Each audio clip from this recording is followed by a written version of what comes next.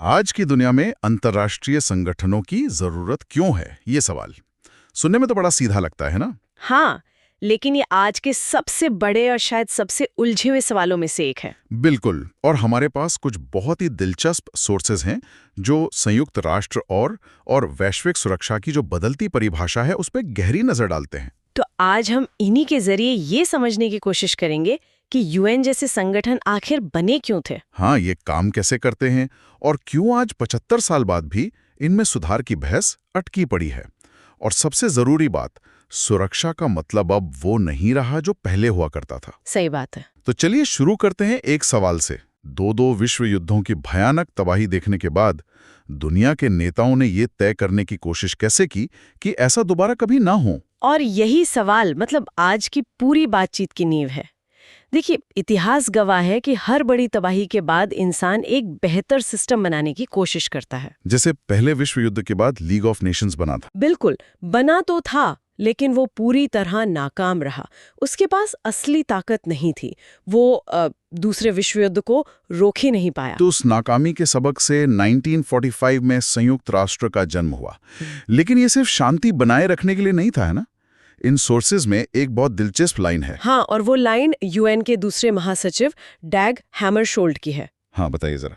उन्होंने कहा था, संयुक्त राष्ट्र मानवता को स्वर्ग ले जाने के लिए नहीं, बल्कि उसे नर्क से बचाने के लिए बना है। वाह, मतलब इसका काम सिर्फ देशों के बीच लड़ाई रोकना नहीं था। नहीं, इसका मतलब साफ था कि गरीबी, बीमारी और नाइंसाफी जैसी उन वजहों को भी खत्म करना है जो लड़ाई की जड़ होती हैं। इसीलिए इसका मकसद अंतर्राष्ट्रीय झगड़ों को रोकना और सामाजिक आर्थिक विकास को बढ़ावा देना था। और यहीं पर यूएन की बनावट बहुत दिलचस्प हो जाती है। इसके अंदर एक अजीब सा विरोधाभास है।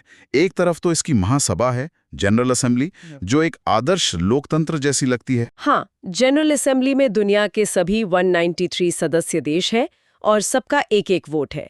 मतलब यहाँ अमेरिका और तुवालू जैसा छोटा सा द्वीप देश, दोनों की वोटिंग पावर बराबर है। एक तरह से दुनिया की संसद। बिल्कुल, जहाँ हर आवाज को बराबर का हक है। लेकिन फिर आता है इसका दूसरा और सबसे ताकतवर हिस्सा, सुरक्षा परिषद यानी सिक्योरिटी काउंसिल। और ये लोकतंत्र का ठीक उल्टा है। सही कहा। ये एक सुपर एक्सक्लूसिव क्लब है जहां सिर्फ 5 देशों का राज चलता है। अमेरिका, रूस, ब्रिटेन, फ्रांस और चीन। और इनके पास है वीटो पावर। और ये वीटो पावर ही आप कह सकती हैं पूरी कहानी का केंद्र है। इसका मतलब है कि इन 5 में से कोई एक देश भी अगर किसी प्रस्ताव के खिलाफ वोट कर दे तो वो प्रस्ताव वहीं खत्म, चाहे बाकी के 192 देश उसके पक्ष में क्यों न हो। इन 5 के अलावा 10 अस्थायी सदस्य भी होते हैं, लेकिन असली ताकत तो इन्हीं 5 के हाथ में है। तो यूएन की पूरी संरचना इसी तनाव पर टिकी है। एक तरफ लोकतंत्र का आदर्श और दूसरी तरफ 5 देशों की, कह सकते हैं, तानाशाही। बिल्कुल। तो ये ढांचा 1945 की दुनिया के हिसाब से बनाया गया था, जब ये 5 देश विजेता थे। लेकिन आज तो दुनिया पूरी तरह बदल चुकी है और यहीं से सुधार की बहस शुरू होती है। हाँ, जो दशकों से चल रही है और कहीं पहुंच नहीं रही। इन सोर्सेस के मुताबिक असली प्रॉब्लम सिक्योरिटी काउंसिल को लेकर ही है। क्यों, क्या दिक्कत है? 1990 के दशक की शुरुआत से ही ये आवाज उठने लगी कि सिक्योरिटी काउंसिल आज की दुनिया की सच्चाई नहीं दिखाती। इसके फैसलों पर पश्चिमी देशों और उनके हितों का दबदबा साफ दिखता है। मतलब एशिया, अफ्रीका, दक्षिण अमेरिका? हाँ, जहां दुनिया की ज्यादातर आबादी रहती है, उनका इसमें कोई खास प्रतिनिधित्व ही नहीं है। ये एक तरह से 1945 के पावर स्ट्रक्चर को आज भी जिंदा रखे हुए हैं, है ना? अच्छा, तो अगर इसमें सुधार करना हो तो एक नई सिक्योरिटी काउंसिल कैसे दिखेगी? नए सदस्यों को चुनने के लिए कुछ क्राइटेरिया भी सुझाए गए हैं? हाँ, कई सुझाव हैं। जैसे कि जो नया सदस्य देश हो, वो एक बड़ी आर्थिक और सैन्य ताकत होना चाहिए। ठीक है। उसकी आबादी ज्यादा हो, वो लोकतंत्र और मानवाधिकारों का सम्मान करता हो, जी। और यूएन के बजट में उसका अच्छा खासा योगदान हो। ये क्राइटेरिया तो बहुत लॉजिकल लगते हैं। भारत, जर्मनी, जापान, ब्राजील जैसे देश इन पे खरे भी उतरते हैं। तो फिर ये सुधार पिछले 30 साल से अटका क्यों हुआ है? असली पेंच कहाँ है? आपने बिल्कुल सही नस पकड़ी है। असली पेच वीटो पावर पर ही फंसा है। सवाल ये है कि क्या नए स्थायी सदस्यों को भी वीटो पावर मिलनी चाहिए? हाँ, ये तो बड़ा सवाल है। G4 देश यानी भारत, ब्राजील, जर्मनी, जापान, जी। वो चाहते हैं कि उन्हें भी वीटो मिले, वरना स्थायी सदस्यता का कोई मतलब नहीं रह जाएगा। और पुराने 5 सदस्य? वो क्यों चाहेंगे कि कोई और उनके क्लब में शामिल हो? कुछ देशों का ये भी मानना है कि और वीटो पावर देने से फैसले लेना और भी मुश्किल हो जाएगा। और वीटो पावर कोई थ्योरी की बात तो है नहीं, इसका असर तो दुनिया ने असल में देखा है। जिनो प्रस्ताव लाए गए। और रूस ने बार-बार वीटो कर दिया। हाँ, क्योंकि वो सीरियाई सरकार का एक प्रमुख सहयोगी है। नतीजा ये हुआ कि दुनिया देखती रही और यूएन कुछ नहीं कर पाया। ये लकवा 1945 में बने एक नियम का सीधा नतीजा है। इसीलिए शायद कहते हैं कि अगर किसी मामले को हमेशा के लिए टालना हो तो उस पर एक यूएन कमेटी बना दो। हाँ, सिक्योरिटी काउंसिल रिफॉर्म इसका सबसे बड़ा उदाहरण है। चलिए, अब इस पूरी ग्लोबल बहस को भारत के नजरिए से देखते हैं। ये हिस्सा मुझे इन सोर्सेज में सबसे दिलचस्प लगा क्योंकि ये इस बड़ी कहानी को सीधा हमसे जोड़ता है। और भारत इस पूरे मामले में एक बहुत ही मजबूत पक्षधर रहा है। सुधार का। हाँ, सुधार का। भारत का तर्क साफ है कि काउंसिल को 21वीं सदी की हकीकत को दिखाना चाहिए और वो खुद इसका स्थायी सदस्य बनने का एक स्वाभाविक दावेदार है। और भारत की दावेदारी के पक्ष में तर्क भी काफी मजबूत हैं। मतलब दुनिया का सबसे बड़ा लोकतंत्र, दूसरी सबसे बड़ी आबादी यूएन की पीस कीपिंग मिशन में हमेशा से सबसे बड़े योगदानकर्ताओं में से एक। और एक तेजी से बढ़ती आर्थिक शक्ति भी। ये सारे तर्क बिल्कुल सही हैं, लेकिन यहाँ भी राजनीति आ जाती है। कुछ देश, खासकर पाकिस्तान, भारत की स्थायी सदस्यता का खुलकर विरोध करते हैं। एक कॉफी क्लब भी तो है। हाँ, एक कॉफी क्लब नाम का ग्रुप भी है, जिसमें पाकिस्तान, इटली, अर्जेंटीना जैसे देश हैं, जो G4 देशों की दावेदारी का विरोध करते हैं। ये एक मजबूत केस लगता है, लेकिन अगर कोई बाहरी नजरिए से देखें तो वो ये भी तो तर्क दे सकता है कि काउंसिल में एक और परमाणु शक्ति संपन्न देश को शामिल करने से समस्या और बढ़ेगी ही। ये एक बहुत वाजिब सवाल है।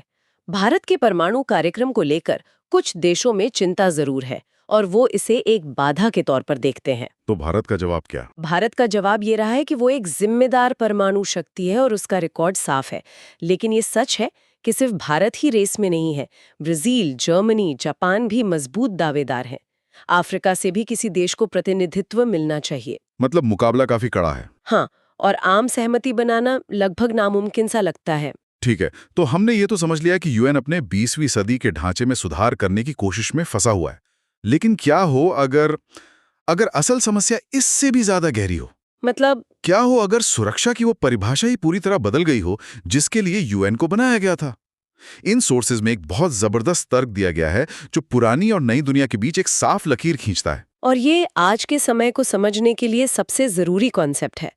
सुरक्षा की पारंपरिक धारणा, जिसे ट्रेडिशनल सिक्योरिटी कहते हैं, वो एक बहुत सीधे साधे विचार पर आधारित है। क्या है वो विचार? कि किसी देश को सबसे बड़ा खतरा दूसरे देश के सैन्य हमले से होता है। अच्छा, इसे ऐसे समझ सकते हैं कि पारंपरिक सुरक्षा एक मजबूत किला बनाने जैसी है, जिसकी दीवारें ऊंची हों, सैनिक तैनात हों, ताकि दूसरे राजा की सेना से बचाव हो सके। बिल्कुल सही एनालॉजी है।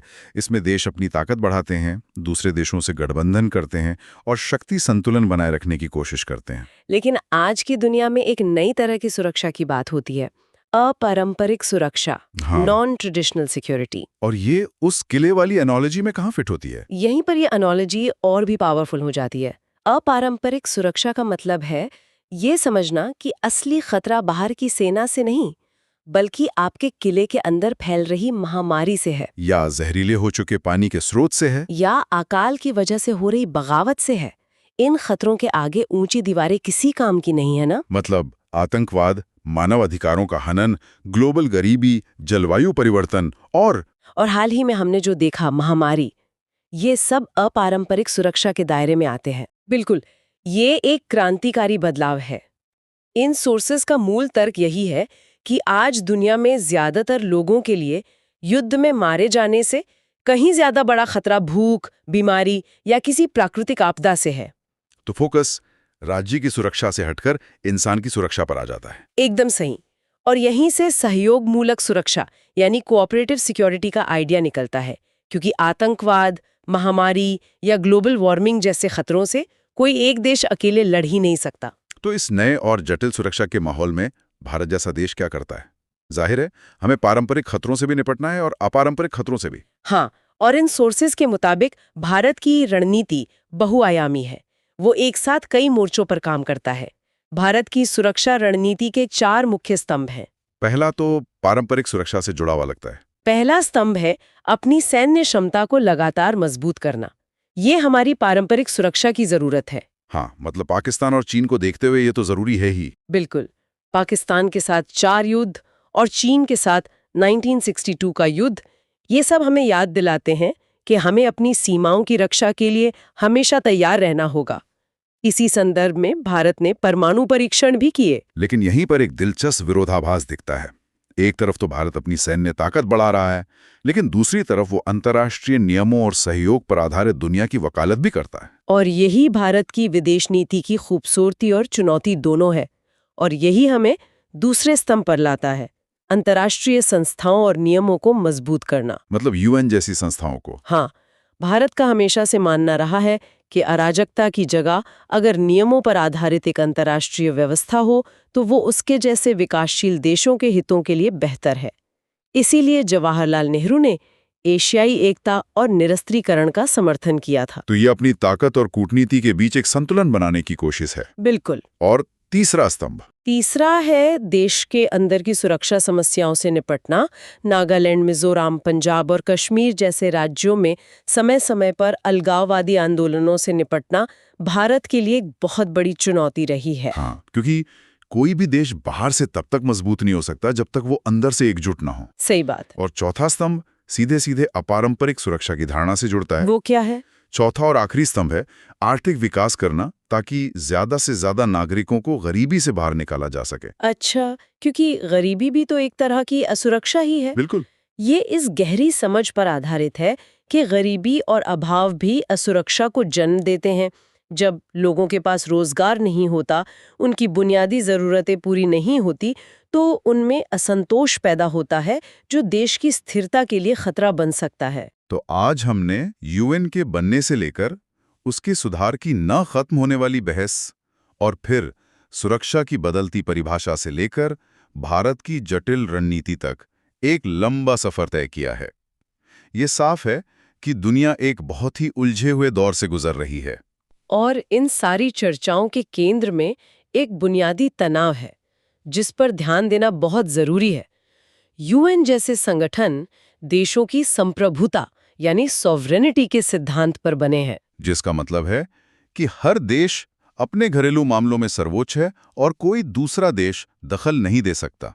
हाँ, लेकिन जलवायु परिवर्तन, महामारी, साइबर अटैक और आतंकवाद जैसे आज के बड़े खतरे वो किसी देश की सरहद का सम्मान नहीं करते, वो वैश्विक हैं। तो इस पूरी बातचीत के बाद हम अपने सुनने वालों के लिए एक सवाल छोड़ जाते हैं। हाँ, इन सोर्सेज ने हमें वैश्विक शासन की चुनौतियों और उसकी बनावट का एक खाका दिया है। भविष्य को देखते हुए ये सोचा जा सकता है, क्या इन बिना सरहदों वाले खतरों से असरदार तरीके से निपटने के लिए दुनिया को एक मजबूत वैश्विक संस्था की जरूरत है जो देशों से ऊपर होकर फैसले ले सके, या फिर ऐसी कोई संस्था हमारी व्यक्तिगत और राष्ट्रीय आजादी के लिए ही एक बहुत बड़ा खतरा बन जाएगी? राष्ट्रीय संप्रभुता और वैश्विक सहयोग के बीच का यही तनाव शायद हमारे समय की सबसे बड़ी चुनौती है।